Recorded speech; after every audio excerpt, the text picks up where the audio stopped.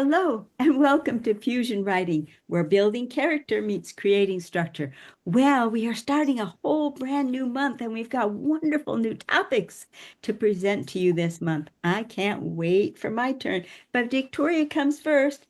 Take it away, Victoria. I love your introductions. You're like the best part of the morning to just show up to Kathleen. Okay, guys, so up to this point, we've talked about developing out your characters. We've talked about ways to throw things at them and challenge them, ways to drive your story forward. However, we all get stuck. Even I get stuck, like a lot.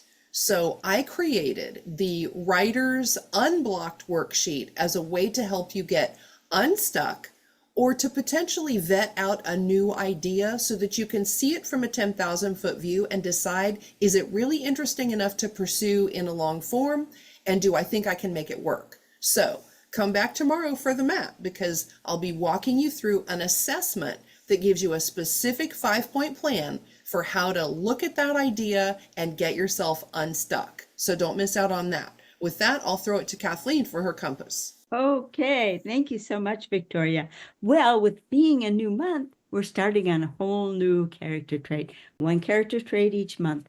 Well, the character trait that we're talking about this month is orderliness. And you might think, orderliness? How boring is that? But I am here to tell you that orderliness is anything but boring. So you'll have to wait till tomorrow to get to all of the clues, but we are really going to take a deep dive into what you can say in your story through orderliness and what you can learn about your character by watching their orderliness. So be sure you come on back tomorrow for our map. All you get for Awesome. today. Bye-bye.